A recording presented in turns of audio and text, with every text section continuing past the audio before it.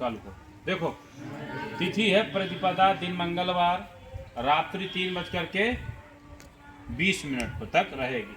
उसके बाद द्वितीय तिथि दिन बुधवार, रात्रि 3:28। तो मकर संक्रांति का इनसे कोई लेना देना।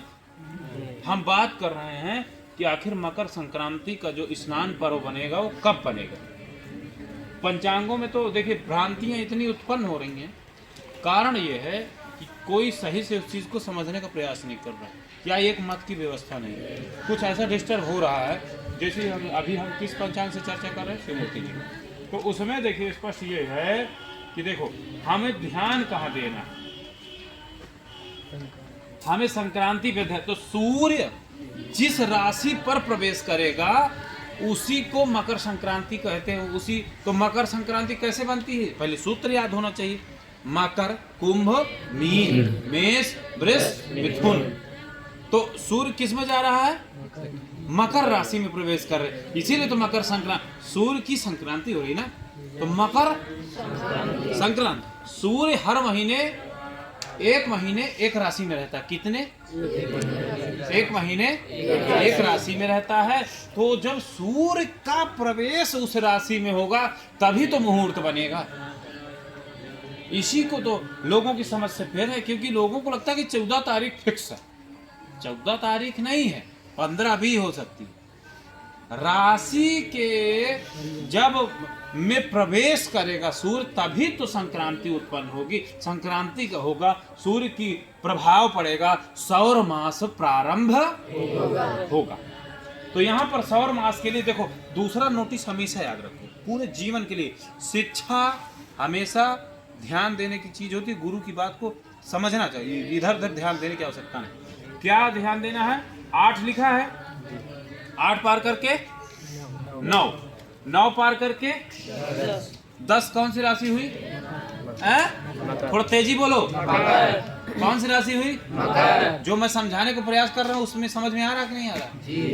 जब 9 लिखा है कितने तारीख को, 15 तारीख को, 15 तारीख को 9 लिखा है, इसका मतलब यह है कि 9 मकर राशि में 15 तारीख को सूर्य प्रवेश कर रहे हैं। अब आगे ध्यान देना है, तो जब प्रवेश कर रहे हैं तो यहाँ शुद्ध लिख दिया इन्होंने, सौर माघ मास आरंभ। ठीक, आ गई समझ में। अब यहाँ पर पूरा स्पष्ट रूप से जब समझ में ना आएगा तो थोड़ा सा वो चिन्हित करने के लिए और भी नीचे दिया जाता है। देखो यहाँ लिखा है शनि, वो ये लिखा हुआ मकर राशि का सूर्य दिन 3:27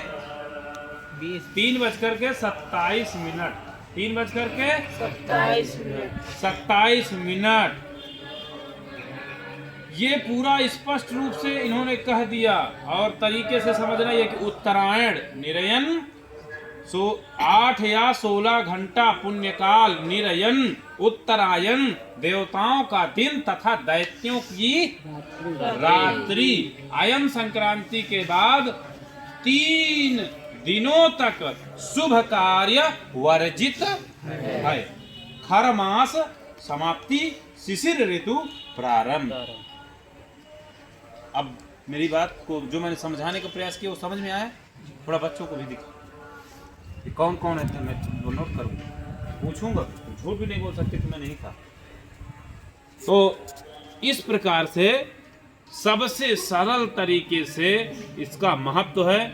और सामने लगाओ, जब देखो मैं कई बार बताता हूं कि मकर संक्रांति को दान, तो स्कंद पुराण में साफ शब्दों में लिखा हुआ, किसमें, स्कंद पुराण। और पंचांग हमेशा लिख के भी देता है कि प्रयाग स्नान का महत्व, पृथ्वी पर माघ में मात्र 3 दिन प्रयाग स्नान करने मात्र से भी 1000 अश्वमेध यज्ञ करने का फल प्राप्त होता है। और मकर संक्रांति को दान, स्कंद पुराण में लिखा कि गाय एवं तिल का उत्तरायण सूर्य अर्थात मकर संक्रांति में दान करने से समस्त कार्यों की सिद्धि तथा परम सुख की प्राप्ति होती है। माघ मास में तीर्थ क्षेत्र में तैल एवं आंवले का नित्य दान तथा ब्राह्मणों की सेवा, अग्नि प्रज्वलित करना चाहिए तथा स्नान के बाद जल रहित भोज्य पदार्थ का दान करना चाहिए। ब्राह्मण दंपति को भोजन कराकर वस्त्र आभूषणों का दान, और दान में कंबल, वस्त्र, काजल, कर्णपुर, नील वस्त्र, स्त्रियों को ललाटा भरण, उपानहा एवं रत्नों का गुप्त रूप में दान करते हुए माघ स्नान से भगवान विष्णु को प्रसन्न होते। अब आई बात समझ में। और माघ मास में भूमि शयन का सबसे श्रेष्ठ नियम बताया गया। बस